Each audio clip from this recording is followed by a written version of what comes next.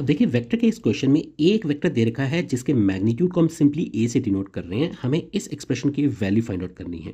मान लेते हैं ए वेक्टर है एक्स आई प्लस वाई जे प्लस जेड के कैप। अब अगर मुझे ए क्रॉस आई पहले चाहिए तो इसका मतलब मुझे आई कैप के साथ इसका क्रॉस प्रोडक्ट निकालना चाहिए। अब एक तरीका तो ये कहता है कि मैं आई कैप को उसके कंपोनेंट्स में यानी 100 की फॉर्म में लिखूं और इन दोनों का डिटर्मिनेंट वाले तरीके से क्रॉस प्रोडक्ट निकाल लूं। ठीक है, कर सकते हैं, बट क्योंकि सिंपली आई कैप है तो मैं इसको डायरेक्टली ब्रैकेट ओपन करके और ये वाला कॉन्सेप्ट तो मैं जानता हूं वैसे सॉल्व कर लेते हैं। तो एक्स आई कैप इंटू आई कैप कितना हो जाएगा, 0, बिकॉज आई क्रॉस आई तो 0 होता है ना। उसी तरह से ये क्रॉस प्रोडक्ट भी हम जानते हैं कि कोई भी दो यूनिट वेक्टर का क्रॉस प्रोडक्ट तीसरे यूनिट वेक्टर के बराबर होता है, प्रोवाइडेड आई जे के साइक्लिक ऑर्डर में चलते रहे। जैसे ही साइक्लिक ऑर्डर ब्रेक होगा तो माइनस साइन भी आ जाता है। तो इसका मतलब वाई जे क्रॉस आई करते हैं अगर हम, तो जे क्रॉस आई क्योंकि साइक्लिक ऑर्डर ब्रेक हो रहा है तो इसका आंसर माइनस के कैप हो जाएगा। तो ये मुझे देगा माइनस वाई के कैप। और जेड के क्रॉस आई करेंगे, के क्रॉस आई क्योंकि साइक्लिक ऑर्डर में ही चल रहा है तो इसका मतलब इसका आंसर आएगा जे कैप। ठीक है, ये बात समझ में आती है। इसका मतलब ये कितना हो जाएगा, प्लस जेड जे कैप। ये हमने वैल्यू निकाली है ए क्रॉस आई कैप की।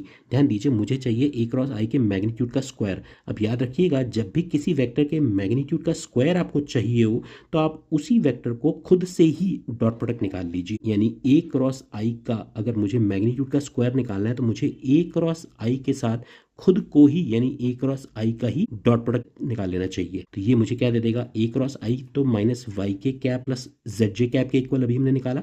इसका डॉट प्रोडक्ट माइनस वाई के cap plus Z J cap के साथ। ठीक है, और डॉट प्रोडक्ट निकालना तो बड़ा आसान है, के को के के साथ, जे को जे के साथ मल्टीप्लाई कर देते हैं सिंपली। तो minus y into minus y y square हो जाएगा और ये z into z z square हो जाएगा। तो अब देखिए हमने ये पहले पार्ट की वैल्यू तो निकाल ली है। ध्यान दीजिए जब यहाँ पर आई कैप है तो हमारे पास वाई स्क्वायर और जेड स्क्वायर आ रहे हैं, यानी एक्स वाले कंपोनेंट के केस में Y square plus Z square आ रहा है। सिमिलरली ए क्रॉस जे के मैग्नीट्यूड का स्क्वायर जब आप निकालेंगे तो जे के साथ आएगा एक्स स्क्वायर और जेड स्क्वायर वाले कंपोनेंट। ठीक है, और उसी तरह से के वाले केस में क्या आ जाएंगे, this will give you x square plus y square. ठीक है, अब मुझे इन तीनों को ऐड कर देना चाहिए क्योंकि मुझे इसकी वैल्यू निकालनी है। तो तीनों को ऐड करने में मुझे क्या मिलता है, twice of x square plus y square plus Z square.